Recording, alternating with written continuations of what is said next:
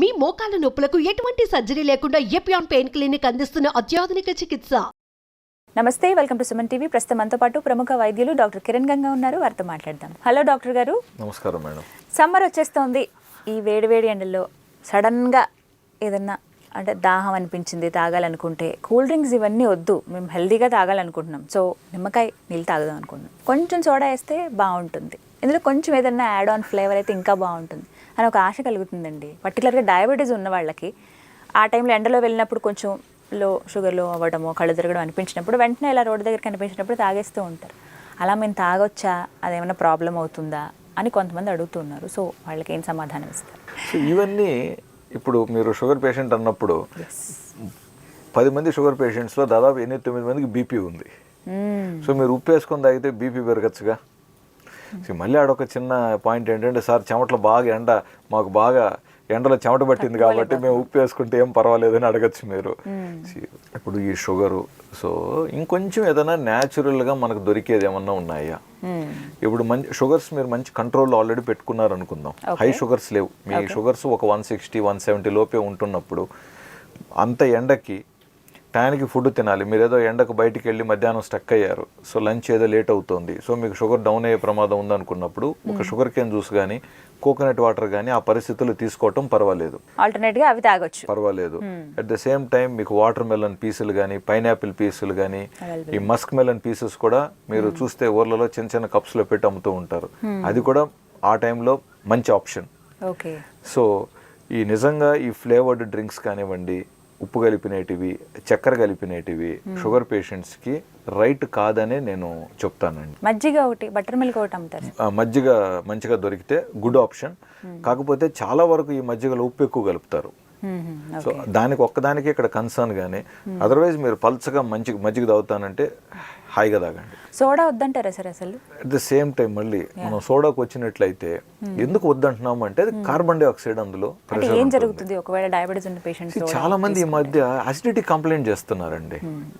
చాలా మంది అసిడిటీ తగ్గుతుందని అంటారు కదా సోడా తాగితే. ఆ అసిడిటీ వేరే, మీరు అరుగుదల కోసం ఆ ఫుడ్ తిన్నప్పుడు కొంచెం ఇది పొట్టలో pH కొంచెం చేంజ్ చేసి తాగితే, కార్బన్ డైఆక్సైడ్ అనేది మనకు లో pH కాబట్టి అసిడిక్ మీడియం కాబట్టి అరుగుదల బెటర్ అని చెప్పి మీరు అనుకోవచ్చు.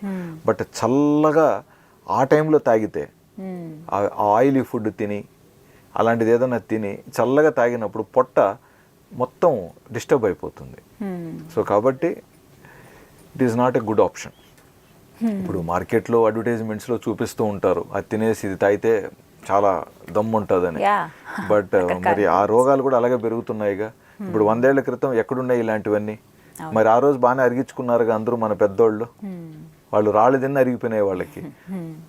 మనం 4 ముద్దలు ఇష్టపడి తింటే ఈ రోజు అరగట్లేదు, అసిడిటీ ప్రాబ్లమ్స్ వస్తున్నాయి మనకి. సో తీసుకుంటే నిమ్మకాయ నీళ్ళు తాగొచ్చు, లేదంటే కొబ్బరి నీళ్ళు తాగొచ్చు, చెరుకు రసం, మజ్జిగ. సరే ఈ చెరుకు రసం కూడా చాలా మంది అంత కరెక్ట్ కాదు, ఎక్కువ తీసుకోవద్దు, కొంతమందికి అలర్జీ ఉంటుందని అంటారు. మీకు చెరుకు రసం పడినప్పుడు అది పడదు ఇంకెలాగో. లేదు షుగర్స్ మనకు 250-300 ఉంటున్నాయి అనుకుందాం, మీరు చెరుకు రసం తాగితే అది 400కు పోతుంది. మరి ఎలా సార్? కాబట్టి అందుకే అంటున్నాం, first of all me sugars కంట్రోల్లో ఉండాలి. మీరు ఏదైనా షుగర్స్ మీవి కంట్రోల్లో ఉండాలి. రెండోది ఏంటంటే, కంట్రోల్లో ఉన్నప్పుడు ఇవి తిన్నప్పుడు ఒక 30-40-50 వరకు పాయింట్స్ పెరుగుతాయి, అంతవరకు పర్వాలేదు. బట్ ఎక్కువ పెరుగుతుంటే మళ్ళీ మనకు పడవు అవి. ఇప్పుడు నేను సాయంత్రం లాస్ట్ పేషెంట్ ఆల్మోస్ట్ బయటకు వస్తుండగా ఎవరో ఫీవర్తో వచ్చారు. జనరల్గా నేను షుగర్ పేషెంట్స్ని ఎక్కువ చూస్తాను, ఫీవర్ వెరీ రేర్, ఇంకా తప్పనిసరి పరిస్థితుల్లో వేరే అవకాశం లేదంటే అలా వచ్చిన మనిషిని వెనక్కి పంపించకూడదు కాబట్టి జ్వరం వైద్యం చేయాలనేది చేస్తాం. అతను ఒక టీచర్, ఇంగ్లీష్ టీచర్. సరే సిమ్టమ్స్ అన్నీ అడిగాము, ఫీవర్ కూడా 101 కనపడింది. దానికి కావాల్సిన ఫీవర్ ట్యాబ్లెట్, దానికి కరెక్ట్ అయిన యాంటీబయాటిక్ రాసి లాస్ట్లో అలవాట్లో పొరపాటుగా నాన్న షుగర్ కూడా ఏమన్నా నీకు ఉందని అడిగాం. సార్ ఉంది సార్ అన్నారు. మాత్రలు ఏం వాడుతున్నావు అంటే ఒక మాత్ర పేరు చెప్పి 3 పూటలు వాడుతున్నాను అన్నాడు. బాబు ఈ మాత్ర డోసు పెంచి డాక్టరు 3 సందర్భాలలో నీకు మాత్ర డోసు పెంచి ఇచ్చారా లేదా?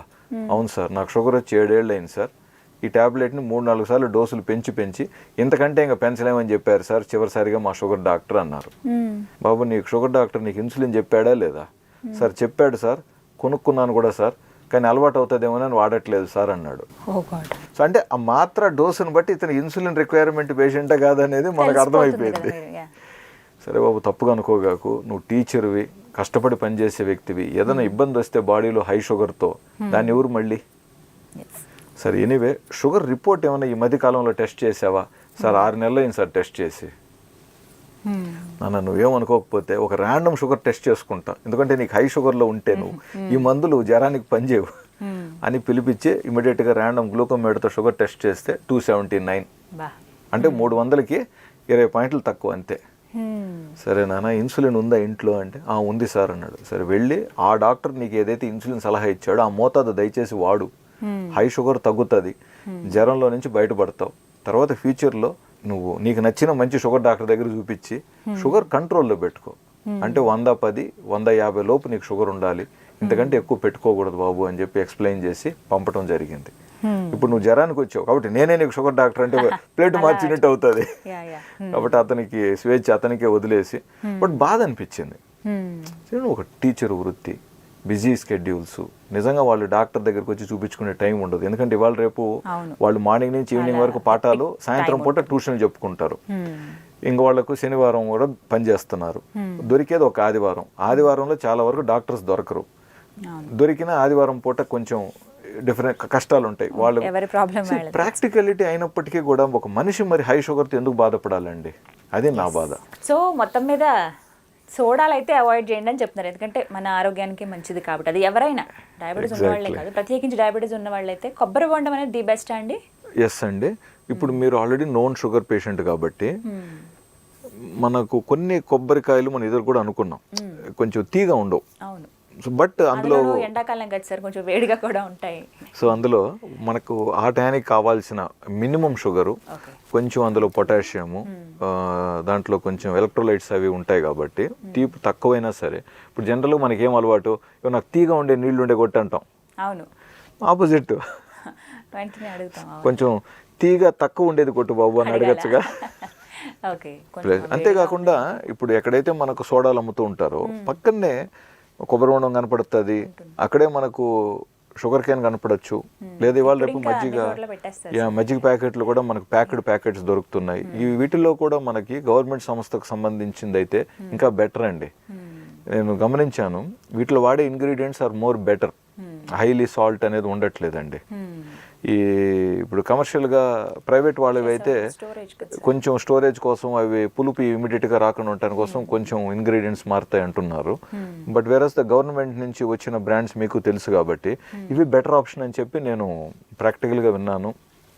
అండ్ ఈవెన్ అందులో పనిచేసే వాళ్ళు చెప్పినప్పుడు కూడా విన్నాను నేను. కొబ్బరి బొండం ది బెస్ట్, అది ఒకటైతే అర్థమైంది సార్. సో ఎవరైనా డయాబెటీస్తో బాధపడుతున్న వాళ్ళు అలవాటు లేకపోయినా అలవాటు చేసుకుంటే కూడా మంచిదే. బయటికి వెళ్ళినప్పుడు కనబడినప్పుడు కనీసం రోజుకు ఒక బొండం తాగినా, అంటే రోజుకు ఒక బొండం అంటే మళ్ళీ కొంచెం షుగర్స్ కొంచెం అప్పర్ బార్డర్లో ఉన్న వాళ్ళకి పెరిగిపోయే ఛాన్సెస్ ఉంటాయి. చాలా కంఫర్ట్గా ఉంది. మీ HbA1c 6.5, 6.7 ఉన్నప్పుడైతే కొబ్బరి బొండాలు వారంలో 2-3 సార్లు తీసుకున్నా పర్వాలేదు. బట్ HbA1c 7.5, 8 ఉన్న వాళ్ళు అయితే మళ్ళీ అది ఆలోచించుకొని ఆ షుగర్స్ కూడా తగ్గించుకొని మెడిసిన్స్ దాని తగినట్టుగా అడ్జస్ట్ చేసుకోవాల్సి ఉంటుంది. డీహైడ్రేట్ అవ్వకుండా చూసుకోవాలి.